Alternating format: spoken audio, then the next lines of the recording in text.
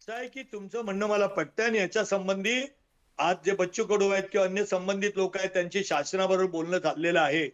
नक्कीच शेतकऱ्याने आम्हाला निवडून दिलंय.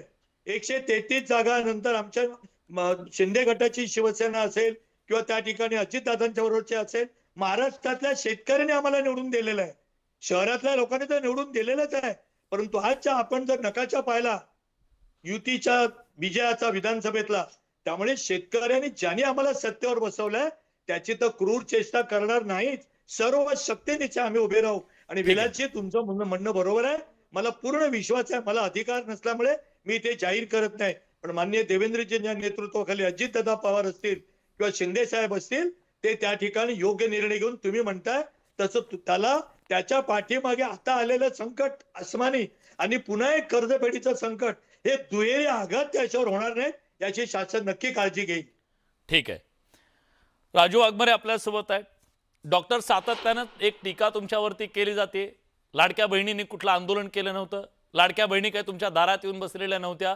पण तुम्ही इतक्या मोठ्या मनानं हजारो कोटी रुपये त्यांच्यासाठी दिले आणि त्यांचा संसार उभं करण्यासाठी मदत केली. त्यांनी तुम्हाला सत्तेत बसवलं, वाजत गाजत पालखीत आणलं. आता शेतकरी म्हणतोय आम्ही होतो तुम्हाला पालखीत बसवणार आहे, आमचं कधी करताय? मला वाटतं विलासजी, या प्रश्नाचं उत्तर आता आमचे मित्र मधु चव्हाण साहेबांनी पण दिलंय आणि आम्हीही ते उत्तर देतोय. आमचे नेते आदरणीय एकनाथरावजी शिंदे स्वतः शेतकऱ्यांचे सुपुत्र आहेत. ते शेतकरीच शेतीच्या आहेत. बाबतीत शेतकरीच आहेत ते. शेतीच्या बाबतीत खूप संवेदनशील माणूस आहे आणि त्यांनी हे स्पष्ट केलेलं आहे. जो शेवटचा मुद्दा जो तुम्ही काढला हा, की कोणाच्या दारावर, शेतकऱ्याच्या दारावर कोणतेही बँक किंवा कर्ज वसुलीसाठी कोणीही जाऊ नये, याबाबत आदरणीय एकनाथ शिंदे साहेबांनी स्पष्ट मत व्यक्त केलेलं आहे की आम्ही कोणाला जाऊ देणार नाही आणि कोणी जर अशा पद्धतीने जात असेल आणि आमच्या शेतकऱ्यांची क्रूर थट्टा करत असेल तर त्याच्यावर आम्ही कायदेशीर इलाज करू. एवढं स्पष्ट एकनाथ शिंदे साहेबांनी सांगितलेलं आहे. त्याच्यामुळे कोणत्याही शेतकऱ्यांच्या दारावर कोणीही जाणार नाही याची काळजी सरकार म्हणून आम्ही नक्कीच घेतोय आणि नक्कीच घेऊ. राहिला प्रश्न की आताची जी परिस्थिती आहे, या परिस्थितीमध्ये शेतकऱ्यांना, आपल्या बळीराजाला आता काय पाहिजे, आता त्याला उभं राहण्यासाठी जे बळ पाहिजे ते बळ देणं गरजेचं आहे आणि ते बळ देण्याचा प्रयत्न पूर्णपणे सरकारने केलेला आहे. जवळजवळ 31,000 कोटीपेक्षा जास्तची रक्कम ही आपण शेतकऱ्यांसाठी मंजूर केली आहे. येतो किशोरभाई, तुमच्याकडेच येतो. 45 लाख शेतकऱ्यांना त्या बाबतीतली मदत मिळते. राहिला प्रश्न कर्जमाफीचा. कर्जमाफी ही झालीच पाहिजे आणि सातबारा कोरा झालाच पाहिजे. यासाठी प्रत्येक राजकीय पक्ष निवडणुकीच्या काळात म्हणा किंवा ते विरोधात असताना म्हणा किंवा ते सत्तेत असताना म्हणा, नेहमीच सांगत आलेलं आहे की शेतकऱ्याचा सातबारा कोरा झाला पाहिजे. आणि ही काय आजची गोष्ट नाही, ही गोष्ट आता कित्येक वर्षापासूनची आहे आणि याच्यामध्ये सगळ्या पक्षाची सरकार आली पण आजपर्यंत बळीराजाचा सातबारा कोणी कोरा केलेला नाही. ही पण वस्तुस्थिती आहे.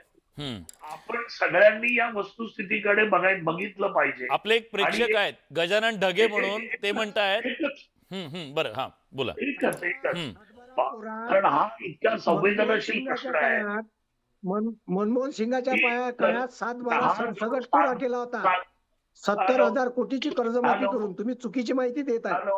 72,000 एक मिनिट बर कराळे साहेब 7-12 राजू वाघमारेजी, आपण अगोदर ज्या पक्षामध्ये होतात ना त्या पक्षातलं थोडंसं विसरून जाऊ नका. सत्तेत गेल्यावरती देशाचे पंतप्रधान मनमोहन सिंगजी असताना 72,000 कोटीची असो, सत्तेत गेल्यावरती तुम्हाला विस्मरण होणं साहजिक आहे.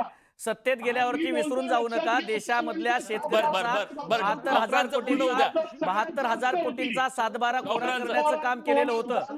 एक लक्षात घ्या, आज शेतकरी हवालदिल झालेला आहे. नाही, याच्यातून काय करणार नाही. कोण काय बोलतो मला सांगायचं, वाघमारे साहेब, तुम्ही म्हणालात की एकनाथ शिंदे साहेबांनी शेतकऱ्यांच्या दारावर जाऊ नये. डॉक्टरांचं मला म्हणणं आहे. मी येतो तुमच्याकडे, येतो. डॉक्टर मी आहे ना इथं, मी आहे ना. कोरा झाला नव्हता. हा डॉक्टर साहेब पहिली गोष्ट ती बर. लक्षात घ्या, ती मदत सगळ्यात मोठी होती, पण ती कोरा झाला नव्हता. त्याच्यामुळे ठीक अभ्यास आहे. करून या डॉक्टर आणि साहेब. अभ्यास करून बोला. मी अभ्यास जे करून- बोलतोय ते पुराव्याविषयी अभ्यास बोलतोय. करूनच बोलतोय. बरोबर एक मिनिट नाही नाही नाही नाही आपण मध्ये मला जायचंच नाहीये कारण राज्यातला शेतकऱ्याला काहीतरी पाहिजे. एक गजानन ढगे नावाचे आपले प्रेक्षक आहेत युट्यूबवर, आता मला त्यांनी प्रश्न विचारला, तुमच्यासाठी खास प्रश्न आहे. ते असं म्हणतायत बाकी सगळं सोडा, तारीख सांगा तेवढं आम्ही तोपर्यंत थांबतो. काही शक्य आहे का?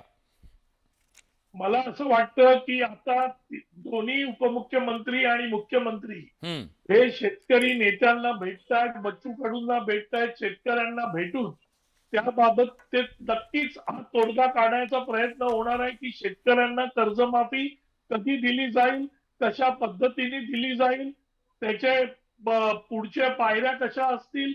तर त्याच्यामुळे मला वाटतं ही जी मीटिंग होते त्या मीटिंग मध्ये याच्यावरचा तोडगा हा नक्कीच निघालेला असणार आहे. ठीक आहे ठीक आहे. कारण आशा तीच आहे शेतकऱ्यांना- राज्यातल्या शेतकऱ्यांना, आशा तीच आहे. शेतकऱ्यांना